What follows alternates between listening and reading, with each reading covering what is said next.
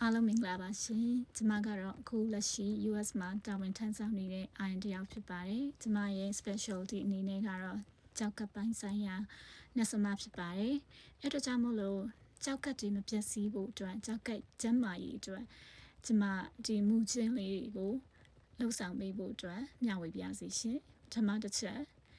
ကြောက်ကပ်ကျန်းမာရေးကောင်းဖို့အတွက်ရေများများတောက်တဲ့အချိန်ကိုလှုပ်ဆောင်ပေးပါကိုကတနေ့ကို3လီတာ4လီတာနေရေတောက်ရမယ်ဆိုပေမဲ့ရေကိုကအမြဲတမ်းတိုင်းတာပြီးတော့တောက်ဖို့မလွယ်တဲ့အတွက်ကြောင့်မို့လို့ကိုရေများများတောက်လားမတောက်လားဆိုတာသိချင်ရင်ပထမတစ်ချက်ကိုစီးသွားတဲ့အခါမှာစီးရောင်စစ်ပါစီးရောင်ကဓာတ်ကာလာနဲ့နေမယ်ဆိုလို့ရှိရင်เนาะဒါရေများများတောက်တင်ပါတယ်ဒုတိယတစ်ချက်ကိုပြန်မေးရမှာကကိုရေစားတဲ့အခါမှာရေတောက်တဲ့အကျင့်ရှိလားရေစားပြီးတော့တချို့တွေကရေမတောက်တာရှိတယ်အထူးသဖြင့်လန်ကီတွေပါသွားတာဒါမှမဟုတ်ရင်ကိုကတခုခုအာယုံဆိုင်နေတဲ့အချိန်ကြလို့ရှိရင်ရေမတောက်ဖြစ်တာများတယ်ပေါ့နော်အဲ့အတွက်ကြောင့်မို့လို့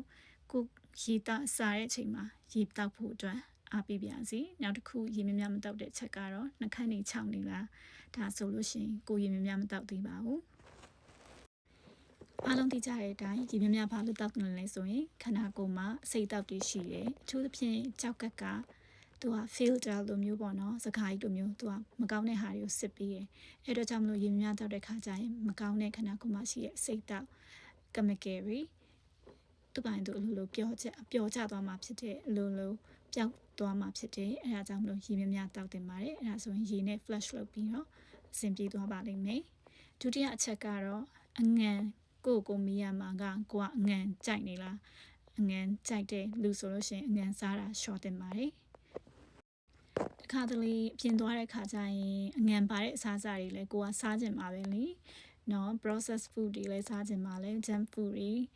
လည်းစားကျင်ပါပဲ McDonald's တို့ပါတို့နော်ကျမကြီးနဲ့မညီညွတ်တဲ့အစားအစာတွေကိုကတော့တခါတလေပဲဆိုပြီးတော့စားကျင်ပါပဲပေါ့နော်အဲ့လိုမျိုးစားကျင်တဲ့ခါကြလို့ရှိရင်စားပြီးတဲ့အခါမှာကိုယ်အိမ်မှာblood pressure machine စောင့်ထားပြီးပါသွေးပေါင်ချိန်နဲ့ဆက်ဒါမှမဟုတ်ရင်သွေးပေါင်ချိန်ပါဘာဖြစ်လို့လဲဆိုတော့ကိုစားထားတဲ့အစားအစာက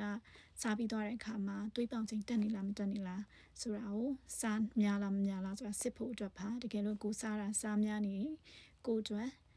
ညတာစွာစားနိုင်ဖို့အတွက်ဒါသွေးပေါင်ချိန်ကဒါကကူညီပေးမှာဖြစ်ပါတယ်ရှင်စီးကြိုတွေးကြိုရှိတဲ့လူဆိုလို့ရှိရင်တော့စီးကြိုဆက်ကိုအိမ်မှာဆောင်ထားပြီးပါအမြဲတမ်းတိုင်းတာပြီးပါစီးကြိုများနေလားနည်းနေလားဒါမှလည်းကိုယ့်ရဲ့စားတဲ့အစားအစာကိုကိုက short မလားတိုးမလားဆိုတာကိုဆုံးဖြတ်လို့ရပါလိမ့်မယ်ရှင်အားလုံးသိကြတဲ့အတိုင်းအခိုက်အခဲပြောက်စီးတွေကိုမတောက်တင်ပါဘူးကြောက်ကပ်ပျက်စီးရဲ့လက္ခဏာကခက်ခဲပြောက်စီးတွေအလွန်ကျွံတောက်တဲ့လက္ခဏာလည်းပါပါတယ်အဲ့တော့ကြောင့်မို့လို့ခက်ခဲပြောက်စီးတွေကိုတကယ်လို့အမှားပဲတောက်ပါမလို့အဲ့မတောက်ပါနဲ့နောက်တစ်ခုကကြတော့တာရင်စီးတွေတောက်မယ်ဆိုလို့ရှိရင်လေဆရာဝန်ရဲ့ညွှန်ကြားချက်အတိုင်းအင်္ဂလိပ်စီနဲ့မရောပဲတောက်ရပါမယ်တာရင်စီးတချို့တွေမှာကြတော့ကိုနဲ့ဒီတိုင်းစီးကကောင်းဝင်မယ်ကိုရဲ့ခန္ဓာကိုယ်ကမခံနိုင်ရင်ဒါတိုင်းစီးကအစိတ်တောက်ဖြစ်နိုင်ပါတယ်အဲ့ဒါကြောင့်မို့လို့ကိုရဲ့ဆရာဝန်နဲ့တိုင်ပင်ပြီးတော့တိုင်းစီးတောက်တဲ့အခါမှာလည်းသတိထားပြီးတောက်စီခြင်းပါတယ်ရှင်အားလုံးသိကြတဲ့အတိုင်းကြောက်ကပ်ကအတန်တိတ်တဲ့လက္ခဏာပေါ့နော် silent killer လို့ပြောလို့ရပါတယ်သူကအရန်ပျက်စီးနေတဲ့အချိန်မှာသူကလက္ခဏာပြတဲ့အတွက်ကြောင့်မို့လို့ဒီကြောက်ကပ်ကျန်းမာရေးအတွက်ဒီအမှုချင်းလေးတွေကိုမလုံးမဖြစ်လှုပ်ဆောင်ဖို့အတွက်တိုက်တွန်းပါရစေရှင်နောက်ဆုံးအချက်ကတော့စီးအောင်တဲ့ချက်ပေါ့နော်စီးအောင်ထားအထူးသဖြင့်အလုပ်ရမ်းများတဲ့အခါမှာဒါမှမဟုတ်လို့ရှိရင်ခီးသွားတဲ့အခါမှာပေါ့နော်အလုံးမချုပ်စေဖို့အတွက်စီးအောင်တဲ့အချင်းကိုလည်းဖျောက်ပြီးပါစီးများအောင်လာပေါ့နော်အလေးချင်းများလာတဲ့အခါမှာဘာဖြစ်တယ်လဲဆိုတော့ကြောက်ကပ်ကမခံနိုင်တော့ဘဲနဲ့ကြောက်ကပ်လည်းပျက်စီးလွယ်ပါတယ်အဲ့တော့ကြောင့်မို့လို့စီးအောင်တဲ့အချင်းကိုရှောင်ပြီးပါဒီဗီဒီယိုလေးကိုကြည့်ပေးကြတဲ့သူပေါင်းအားလုံးကျမချမ်းသာကြပါစေရှင်ဒီလိုဗီဒီယိုမျိုးနောက်ထပ်ကြိုက်တယ်ဆိုလို့ရှိရင် comment နဲ့ like လုပ်ပေးလို့ရပါတယ်ရှင်အားလုံးကျေးဇူးတင်ပါတယ်နော်